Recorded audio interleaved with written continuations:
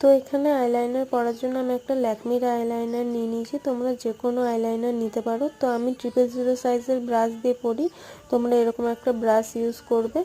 তো আমি অল্প পরিমাণে আইলাইনার নিয়ে নিয়েছি। তো উইংড আইলাইনার ক্রিয়েট করার জন্য আমরা সাধারণত আইব্রো লেন্থ ওয়াইজ একটা দাগ টেনে তারপর উইংটা ক্রিয়েট করি, বাট হুডেড আইসের ক্ষেত্রে আমরা কান বরাবর লাইনটা টানবো। তো দেখতে পাচ্ছ আমি লাইনটা টেনে নিলাম। তো তারপর অল্প অল্প করে আমরা লাইনটাতে জয়েন্ট করব। তো লিডে যখন তোমরা লাইনারটা পরবে খুবই পাতলা করে পরবে, মোটা করে একদমই পরবে না।